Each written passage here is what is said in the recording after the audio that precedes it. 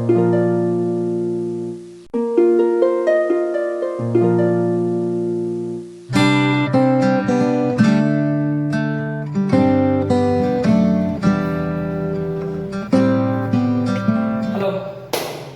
Morning students, welcome you all again in our YouTube channel.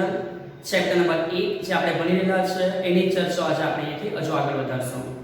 Last ટાઈમના વિડિયોની અંદર આપણે ગાઉસના નિયમને કમ્પ્લીટ કર્યો હતો. જો તમારો કદાચ બાકી રહી ગયેલો હોય કે લાસ્ટ ટાઈમના વિડિયોની અંદર ભાગ નંબર 14 માં તમે લોકો કમ્પ્લીટ કરી શકો છો. નેક્સ્ટ 15મો ભાગ જે છે ચેપ્ટરને એ ચાલુ કરતા ગયા. સો અહીંથી જે આગળ વધવાના છે સમજવું કોના રિલેટેડ ચર્ચાઓ છે. લાસ્ટની અંદર આપણે લોકોએ ગાઉસનો નિયમ કમ્પ્લીટ કર્યો.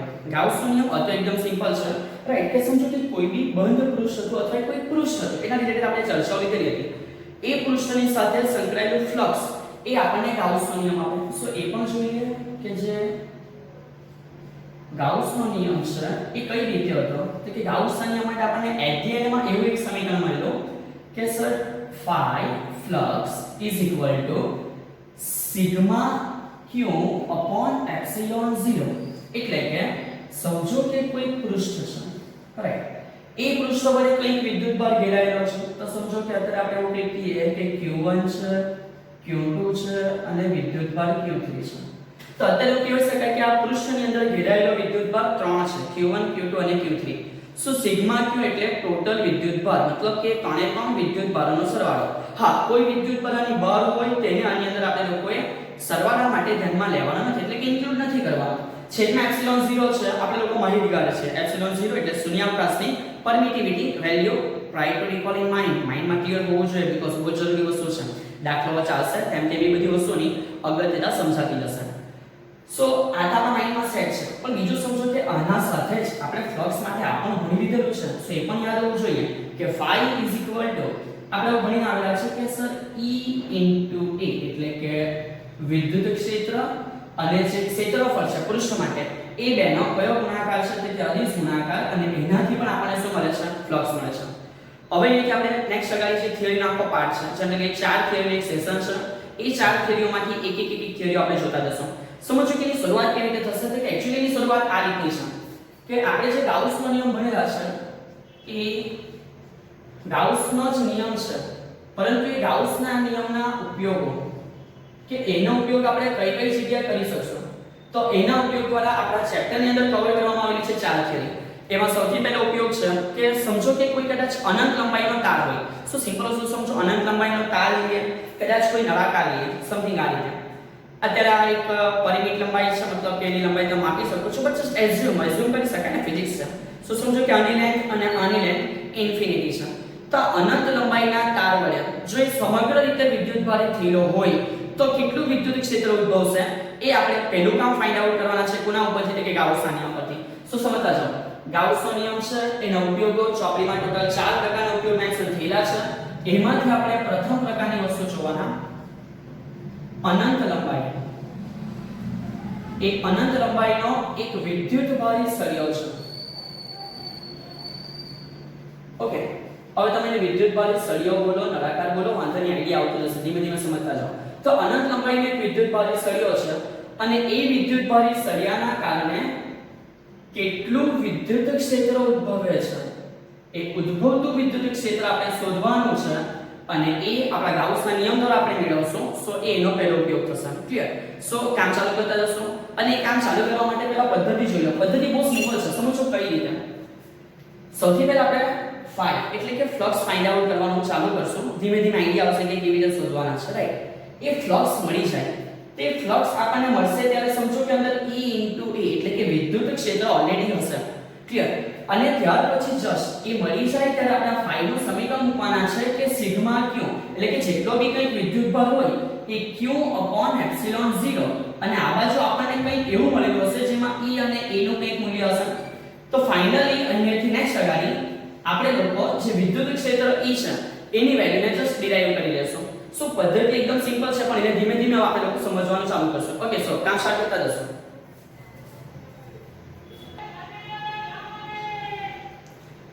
ઓકે, સો સૌથી પહેલા કામ સ્ટાર્ટ કરીએ. આપણે અનંત લંબાઈનો વિદ્યુતભારી સળિયો લેવાનો છે, તો એને સમજતા આવીએ. સમજો એક સળિયો છે, જનરલી એને આ રીતે એક જ લાઈન દ્વારા દર્શાવીશ તો બી ચાલશે, પણ થોડો બેટર આપણને આકૃતિમાં સમજ પડે એના માટે સમજો કે એક સળિયો છે, રાઈટ. આ સળિયા માટે થોડું આ રીતે ડેશ લાઈન દોરી મૂકીએ. સો જસ્ટ એવું ઇન્ડિકેટ કરશે કે આ જે હાલ આપણે એક સળિયો ધ્યાનમાં લીધો છે એ ઇન્ફિનિટી છે, રાઈટ, લાઈનની અંદર. નેક્સ્ટ આગળ સમજો, આ સળિયા ઉપર આપણે કઈ વિદ્યુતભાર આપવાનું છે, કે વિદ્યુતભાર હોય તો જ વિદ્યુત ક્ષેત્ર ફેલાશે, અધરવાઇઝ ત્યાં સુધી એ બધી વસ્તુઓ થવાની નથી. મેં પર્ટિક્યુલરલી કઈ બી કઈ સળિયો લઈ લેવા એટલે આજુબાજુ વિદ્યુત ક્ષેત્ર હશે જ એવું નહીં થશે. એ વિદ્યુતભારનો સંગ્રહ કરતો હશે, એ વિદ્યુતભાર ના લીધે એની આજુબાજુ વિદ્યુત ક્ષેત્ર ઉત્પન્ન થશે. તો સમજો આપણી પાસે બે પ્રકારના ઓપ્શન છે. આપણે એવું ધારી શકીએ કે સળિયો ધન વિદ્યુતભારિત છે, અધરવાઇઝ એવું પણ ધારી શકીએ કે સળિયો ઋણ વિદ્યુતભારિત છે.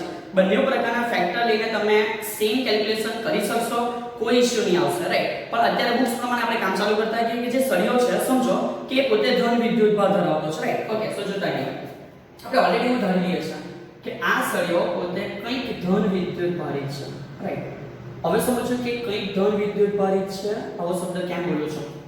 અહીંયા આખા સળિયા ઉપર, સળિયો તો ઓલરેડી વાહક છે, રાઈટ. તે આખા સળિયા ઉપર વિદ્યુતભાર પોતે સતત રીતે વિતરિત થઈ ગયેલો હશે. તો આપણે એવું ધારી લઈએ કે આ જે સળિયો છે એના ઉપર ટોટલ વિદ્યુતભાર Q જે છે એના માટે આપણે Q નહીં ધારતા, એના માટે રેખીય ઘનતા ધારશું. કેમ? ટ્રાય ટુ રિકોલ, આપણે પાછળ ભણીને આવેલા છે, રાઈટ. સળિયો હોય તો એના માટે આપણે રેખીય વિદ્યુતભાર ઘનતા બોલેલી. પૃષ્ઠ આના પછીની થિયરીમાં આવવાનું છે. પૃષ્ઠ માટે શું લીધેલું? પૃષ્ઠ વિદ્યુતભાર ઘનતા. અને રીતે કદ હોય તો આપણે શું લેવાનું છે?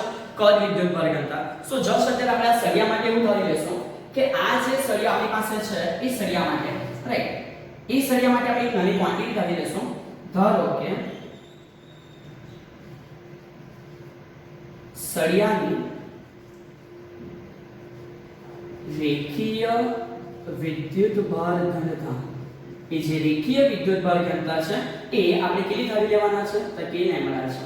ક્લિયર? સો લેમ્બડા માટે આપણે ક્લિયર છે, સમીકરણ આવડતું હોવું જોઈએ કે લેમ્બડા ઉપર Q અને નીચે શું આવતું છે? L આવતું છે. નેક્સ્ટ આગળ કન્ટિન્યુ કરતા કે હવે સમજો ફ્રેન્ડ, એકદમ સિમ્પલ વસ્તુ સમજાવવા માંગુ કે આ જે સળિયો છે, રાઈટ, એ સળિયા માટે આપણે જોઈએ તો કયા કયા બિંદુ માટે વિદ્યુત ક્ષેત્ર સેમ મળવાની સંભાવના છે, રાઈટ. તો ફોર એક્ઝામ્પલ તરીકે આ સળિયાથી સમજો કે એક પોઈન્ટ અહીંયા આવેલો છે, રાઈટ. તો આ એનું કઈ ડિસ્ટન્સ થયું સેન્ટર પોઈન્ટ થી. એ ડિસ્ટન્સ ઉપર એવું નહીં કે ખાલી આ જ પોઈન્ટ હશે, તો ચેક કરો બધા પોઈન્ટ, રાઈટ, જેટલા બી પોઈન્ટ અત્યારે આવે છે બધા પોઈન્ટો માટે ડિસ્ટન્સ સેમ છે. અને જો ડિસ્ટન્સ સેમ હોય તો આપણે આઈડિયા છે કે વિદ્યુત ક્ષેત્ર જનરલી સમાન મળવાનું છે, રાઈટ. બીજું સમજો કે એવું નથી કે ખાલી આ પોઈન્ટ જ આટલું દૂર છે. તમે એને આ જગ્યાથી જો તો ચેક કરો, આ બધા જે વર્તુળ પરના બિંદુઓ છે એ બધા વર્તુળ પરના બિંદુઓનું પણ અંતર જે થવાનું છે, અંતર ડેફિનેટલી કેવું થવાનું છે? સેમ ડિસ્ટન્સ થવાનું છે, એટલે કે આખો રાઉન્ડ પેટર્ન સેટ થયો. અને બીજું સમજો, માત્ર રાઉન્ડ પેટર્ન સેટ નહીં થયો, આ આખો જે રાઉન્ડ બનવાનો છે સમથિંગ આ રીતનો, રાઈટ, એક આખો પાર્ટ બને, એ પાર્ટના બધા જ બિંદુઓ માટે વિદ્યુત ક્ષેત્ર સમાન હશે. આઈડિયા એવું મેં શું કહેવા માંગુ છું? આ એક છે અનંત લંબાઈનો તાર છે. એ અનંત લંબાઈના તારથી આખું પૃષ્ઠ જનરેટ થશે, રાઈટ, કે એ આખા પૃષ્ઠ માટે બધી જગ્યાએ વિદ્યુત ક્ષેત્ર ડેફિનેટલી સમાન આવશે, કેમ કે બધાનું ડિસ્ટન્સ સેન્ટરથી કેવું છે? સેમ છે. તો આપણે એ રિલેટેડ ચર્ચાને આગળ વધારશું. સમજો કે એ રીતે આપણે લોકો આ ગણતરી કરવા માટે કંઈક ધારીએ. શું ધારવાના છે? આ જે તાર છે એનાથી અમુક ડિસ્ટન્સ ઉપર સમજો કે કદાચ એક પોઈન્ટ લઈ લે.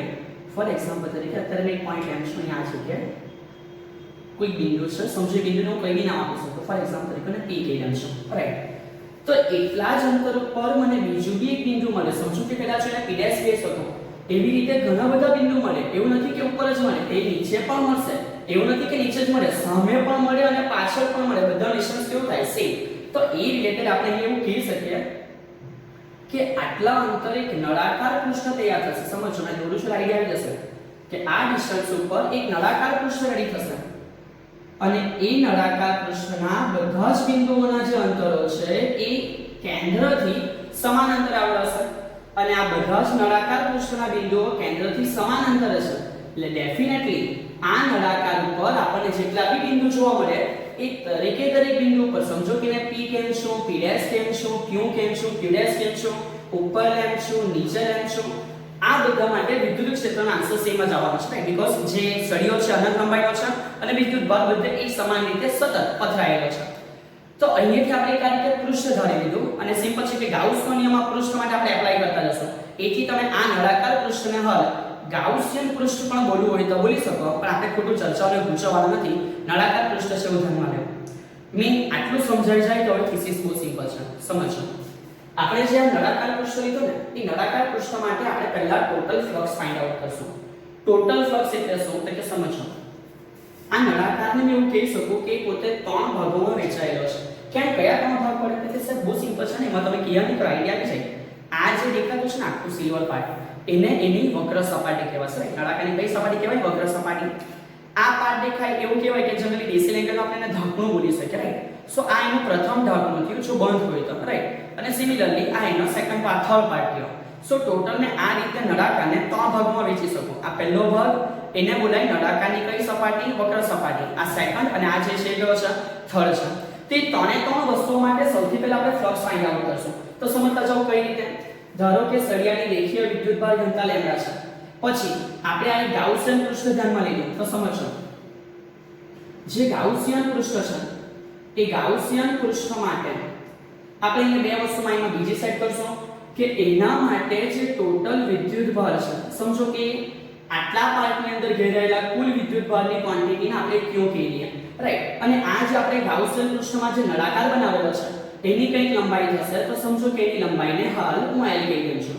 સો એની લંબાઈ જો L થઈ જાય તો ગાઉસિયન પૃષ્ઠ માટે આપણે વિદ્યુતભાર Q લીધો અને બીજું કે એની જે લંબાઈ છે એ ટોટલ લંબાઈ કેટલી થશે? L થશે. ક્લિયર? સો હવે આ ગાઉસિયન પૃષ્ઠ માટે કામ ચાલુ કરતા રહીએ. 3 ભાગ મેં તમને કીધેલા છે. 3 ભાગો માટે પહેલા આપણે એક એક અને ફ્લક્સ ફાઇન્ડ આઉટ કરશું. સો સૌથી પહેલા કામ ચાલુ કરીએ. ઓકે, આ જે ઉપરનો આખો ભાગ દેખાય છે, રાઈટ છે ને, એટલે સિલ્વર સરફેસ એટલે તમને કીધેલી તે સિલ્વર સરફેસ માટે સંકળાયેલું ફ્લક્સ કેટલું જોતા કે સમજો. નંબર 1 પહેલો કે જે નળાકાર છે એ નળાકારના વક્ર સપાટી માટે નળાકારની વક્ર સપાટી માટે જે ફ્લક્સ છે એ ફ્લક્સને સમજો કે હાલ આપણે ϕ1 કહીએ. તે ϕ1 નું સમીકરણ શું બને? તો કે ϕ1 શરૂઆત તો અહીંથી જ કરશું કે E * A અને બીજું કે આઈડિયા આવી જાય કે E A અને સાથે પછી અદિશ ગુણાકાર છૂટો પડે કે શું આવશે? cos θ.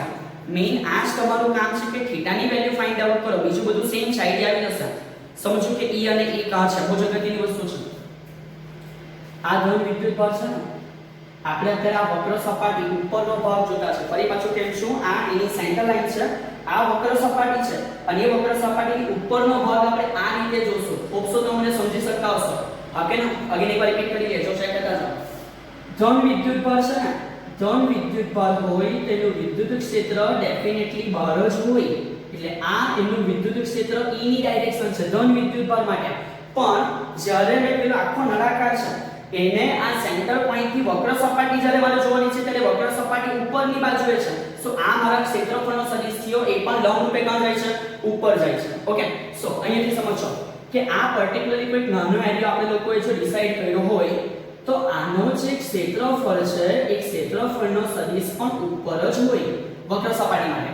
સો અહીંયા અગેન ફરી પાછું ચેક થયો કે E અને A, કે E અને A ની વચ્ચે જે ખૂણો બન્યો એ સમાન ડાયરેક્શન છે અને જો ડાયરેક્શન સમાન હોય તો એંગલ કેટલો જનરેટ થશે? કે 0. તમને આઈડિયા આવી ગયો.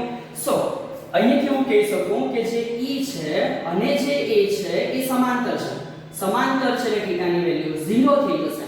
સો અહીંયાથી મેં કહી શકું કે પ્રથમ જે ફ્લક્સ મળ્યો છે ϕ1 કઈ સપાટી માટે? વક્ર સપાટી માટે. કે વક્ર સપાટીનું ક્ષેત્ર ફ્લક્સ ϕ E * A, રાઈટ? અને અહીંયા જે થીટા છે 0 છે એટલે વેલ્યુ 1 થઈ ગઈ અને નીકળી ગયો. અહીં એક નાની વસ્તુની કાળજી રાખજો. આ A એટલે નળાકારની વક્ર સપાટી નું શું હશે? તો કે ક્ષેત્રફળ. ચલો તો આ થયું પહેલા ભાગ માટેનો આપણે ફ્લક્સ જોયો. નેક્સ્ટ અગર કામ ચાલુ કરીએ, આપણી પાસે બીજા 2 ભાગો છે. બીજા 2 ભાગ કયા છે તો તમે એ પણ ચેક કરતા રહીએ. સમજો હવે અહીં આપણે કામ ચાલુ કરશું આ ભાગ માટે. એટલે કે એનું જે પ્રથમ ઢાંકણું રેડી થવાનું છે. અહીં એકદમ સિમ્પલ વસ્તુ ડાયરેક્ટ જ આઈડિયા આપી દઉં છું. જો વિદ્યુત ક્ષેત્ર બધા માટે બહાર જ ફેરવવાનું છે, પણ જ્યારે મેં આ સેન્ટર પોઈન્ટ એટલે કે આ પાર્ટ ઉપર ઊભો રહીને આ બાજુના મેં ઢાંકણાને જોઈશ. સમજો મેં સેન્ટર પોઈન્ટ ઉપર છું, ઢાંકણું આ બાજુ છે, તો મારી ડાયરેક્શન આ તરફ જોવાની થશે, રાઈટ? સો આ ડાયરેક્શનમાં જ્યારે જોઉં છું તો સિમ્પલ વસ્તુ છે, આ તરફ આના ક્ષેત્રફળનો સદિશ આવશે. સો જસ્ટ ચેક, આ ઉપર ગયું વિદ્યુત ક્ષેત્ર અને આ ક્ષેત્રફળ આ બાજુ ગયું, સો એંગલ કેટલો જનરેટ થયો બેની વચ્ચે? સો 90, રાઈટ ને? આઈડિયા આવે છે ને, ઉપર છે ને આ બાજુ છે, સો જે એંગલ રેડી થાય છે એ એંગલ ડેફિનેટલી આઈડિયા આવી જાય કે કેટલો છે? 90 છે. સો અહીંયાથી નંબર 2 સમજો, બંધ છેડાઓ માટે, રાઈટ, એટલે કે નળાકારના બંધ ભાગ માટે ફ્લક્સ. હવે સમજો કે ફ્લક્સ ને આપણે phi2 કહીએ, રાઈટ? તો phi2 આપણને જ્યારે મળશે કે phi2 સમીકરણ રેડી થશે અગેન E into A, પરંતુ અહીંયા જે ખૂણો છે 90 બનવાનો છે. સો E A cos 90, અને આપણને આઈડિયા છે કે જે cos 90 છે એનો આન્સર કેટલો થાય? યાદ કરે બચ્ચો? 0. સો cos 90 0 છે તો ફાઇનલી આખું જે ફ્લક્સ છે એ પણ કેટલું થવાનું? 0. હવે અહીંયાથી સિમ્પલ વસ્તુ ગણ્યા નહીં કરવાનું. આ બાજુના ઢાંકણા માટે જો ફ્લક્સ 0 થતું હોય તો આ બાજુના ઢાંકણા માટે પણ ફ્લક્સ કેટલું થાય? 0, બીકોઝ સેમ રીઝન કે જે એંગલ છે એ કેટલો જનરેટ થવાનો છે? તો કે સર 90 જનરેટ થવાનો છે. ઓકે, સો કન્ટિન્યુ કરતા રહેશું આ રીતે કે નળાકારના બંધ ભાગ માટે ફ્લક્સ phi2 છે, નો આન્સર 0 છે. અને બીજું કે લખી દેવાનું બંને બંધ છેડા માટે આ મુજબ જ હશે. ચલો, તો એનો મિનિંગ આપણે ત્રણે ત્રણ માટે ફાઇન્ડ આઉટ કરી દીધું, રાઈટ? કે ખાલી વક્ર સપાટી માટે આપણને મળેલું છે, બાકીના બે ઢાંકણો માટે આન્સર કેટલો છે? 0 છે. હવે અહીંયાથી ત્રણે ત્રણ ભાગોના ફ્લક્સ મળી ગયા, તો જસ્ટ આગળનું કામ એટલું જ છે કે માટે નળાકારનું કુલ ફ્લક્સ, હવે જે એ કુલ ફ્લક્સ છે એ કુલ ફ્લક્સ ને આપણે phi કહીએ. શું સમજો કે કુલ ફ્લક્સ જે phi છે એ phi ત્રણે ત્રણના ફ્લક્સ લેવાના છે. કોનું કોનું? તો કે વક્ર સપાટીનું અને એના બંને ભાગના છેડાને આપણે કમ્બાઈન phi2 માં જ આપી દીધું છે. સો જનરલી એવું કહી શકું કે કુલ ફ્લક્સ એટલે phi1 વત્તા શું હશે? phi2. ઓકે, સો કન્ટિન્યુ કરતા રહેશું. સમજો આ તો એક્સ્ટ્રા સમજવા માટે ના છે, ભેગો નહીં થાય. સો માટે કુલ ફ્લક્સ phi ઓકે, આ બાજુ phi1 ની વેલ્યુ આપણને E into A મળેલી છે. સો phi1 ની વેલ્યુ થઈ E into A, અને જે phi2 છે, રાઈટ, બાકીના બે છેડાઓ માટે એનો આન્સર ડેફિનેટલી કેટલો છે? 0. અહીંયાથી આપણે વાપરશું કે ગાઉસનો નિયમ. ચલો, ગાઉસનો નિયમ આપણને આઈડિયા છે કે ગાઉસના નિયમ મુજબ જે phi છે એનું આન્સર થાય Q upon L. Okay, sorry, Q upon sigma 0, એટલે કે એપ્સિલોન 0 એટલે શૂન્યાવકાશની પરમિટિવિટી છે. તો અહીંયાથી phi માટે આપણે મૂકી શકીએ કે Q upon epsilon 0. સમજો મેં શું કહું છું? phi માટે આપણે મૂક્યું છે Q upon epsilon 0, અને આ તરફ માત્ર E into A છે. તો આ થઈ ગયું E, અને A એટલે શું છે? કે A એટલે નળાકારનું ક્ષેત્રફળ, અને નળાકારની વક્ર સપાટીનું ક્ષેત્રફળ બચ્ચાઓ યાદ હોવું જોઈએ 2πrl. જો નહીં મગજમાં તો આ મેટરને માઇન્ડમાં થોડી વ્યવસ્થિત ફિટ કરી દેજો. મેથ્સ વાળા છોકરાઓને ઇશ્યુ નથી આવવાનો, પણ બાયોલોજી વાળા થોડું સુધારે છે. નળાકારની વક્ર સપાટીનું ક્ષેત્રફળ 2πrl. સો આ A ની જે વેલ્યુ છે એ વેલ્યુ થવાની 2πrl. સો ફાઇનલી આપણો આન્સર જ એ છે કે આપણે E ફાઇન્ડ આઉટ કરવાનું છે. જસ્ટ અહીંથી આપણે લોકો સૂત્ર કરતા E ને બનાવશું. તો સમજતા જાઓ કે અહીંથી આપણે નેક્સ્ટ આગળ E ને જ્યારે સૂત્ર કરતા બનાવવાનું છે તે કેવી રીતે બનશે, રાઈટ? થોડું જોઈએ આ બાજુ, બધું કેન્સલ કરવું પડશે. ઓકે, સો કન્ટિન્યુ કરતા રહેશું, સમજતા રહેશો. સો ફાઇનલી અહીંયાથી E ને મારે સૂત્ર કરતા બનાવવું છે, પણ એ પહેલા આપણે Q માટે વેલ્યુ મૂકશું. સમજો કઈ વેલ્યુ મૂકવાના છે? લેમ્બડાનું સમીકરણ થાય Q upon L, રાઈટ છે? અગેન એકવાર જોઈ લેજો કે જે લેમ્બડા છે એ લેમ્બડાનું સમીકરણ શું થતું હોય તો કે Q upon L. સો એના ઉપરથી મેં એવું કહી શકું કે L is equal to, okay right, so sorry, Q is equal to આપણે શું કહી શકશું તો કે Q is equal to ઉપર જાય તો લેમ્બડા ઇન્ટુ શું આવશે? L. એટલે Q ની વેલ્યુ, રાઈટ, આપણે જે Q ની વેલ્યુ મૂકવાના છે એ Q ની વેલ્યુ શું થશે તો કે sir lambda into L, right, upon epsilon 0 is equal to આ E છે તો કે આ E આવી ગયો, અને કન્ટિન્યુ માં 2πrl. સો કન્ટિન્યુ માં શું આવી ગયું? 2πrl. જસ્ટ ચેક આઉટ, બંને બાજુ L સેમ છે ને, રાઈટ? સો બંને બાજુ L સેમ છે તો આ કેન્સલ આઉટ થઈ ગયેલા છે. સો જે L છે એને આપણે ઉપર જસ્ટ માત્ર કેન્સલ કરી દઈએ. તો અહીંયાથી મને E નો આન્સર મળી ગયો કે E is equal to ઉપર શું બચશે? લેમ્બડા અને ડિવાઇડેડ બાય 2π epsilon 0, અને આ r પણ નીચે આવી જાય એટલે કે 1 upon r. સો આ થયું આપણા માટે વિદ્યુત ક્ષેત્ર અનંત લંબાઈના સળિયા માટેનું, રાઈટ? અગત્યની થિયરી છે, થોડી લોંગ દેખાય છે, બટ એકાદ વખત પ્રેક્ટિસ કરશો ડેફિનેટલી આવી જશે. તો અહીંયાથી હવે માઇન્ડમાં યાદ રાખજો, આ સમીકરણ કામનું છે, દાખલાઓમાં સીધે સીધું બી એપ્લાય થશે. અનંત લંબાઈના સળિયાનું વિદ્યુત ક્ષેત્ર કેટલું તો કે E is equal to lambda upon 2π epsilon 0 into 1 upon r. માઇન્ડમાં બીજું આવે કે સર વિદ્યુત ક્ષેત્ર તો રાશિ પોતે સદિશ છે, તો સદિશ રાશિ હોય તો દિશા કઈ રીતે? સિમ્પલ ચેક કરો. આ વિદ્યુત ક્ષેત્ર પોતે આ ડાયરેક્શનમાં ફેરવાયેલું છે, તો આ જે ડાયરેક્શન છે ને ઉપરની બાજુ એ એની ત્રિજ્યાની દિશા છે, રાઈટ. આ આની કઈ દિશા થશે? ત્રિજ્યાની દિશા. તો ત્રિજ્યાની દિશાની અંદર હોવાથી આપણે એવું કહી શકીએ કે જો મારે આ વિદ્યુત ક્ષેત્રને સદિશ સ્વરૂપે દર્શાવવું હોય કે સદિશ કી લખવું હોય તો અન્ય ચક્ષ મારે એકમ સદિશ એડ કરવો પડે અને એકમ સદિશ ત્રિજ્યાની દિશામાં એટલે મને શું લખવું પડે? r અને આ રીતે આ થિયરી એટ ધી એન્ડમાં સ્ટોપ થશે. સો આ રીતે જે બીજી થિયરી આપણે આવતીકાલે પણ જોવાના છે, જેવું હમણાં કહ્યું સિમિલરલી એવું પેલામાં કરશું. સો જો આ કન્સેપ્ટ માઇન્ડમાં વ્યવસ્થિત ફિટ થઈ ગયેલો હોય તો આવતીકાલે થિયરી જે છે ઈઝી રહેવાની છે. હા, આજે જો હોમવર્ક તરીકે આ થિયરી કમ્પલસરી બધાએ 3 વખત લખવાની છે, એટલે કે એક વખત અત્યારે અહીંયા ભણતી વખત તમે લખી હશે અને મોડે થઈ જાય અને ત્યાર પછી ફરી પાછું બધાએ 2 વખત આ થિયરી લખવાની રહેશે. આના પછીના વિડીયોમાં ફરી પાછા મુલાકાત કરતા રહેશું. ત્યાં સુધી આપ સર્વ ઘરે રહો, સુરક્ષિત રહો. જય હિન્દ.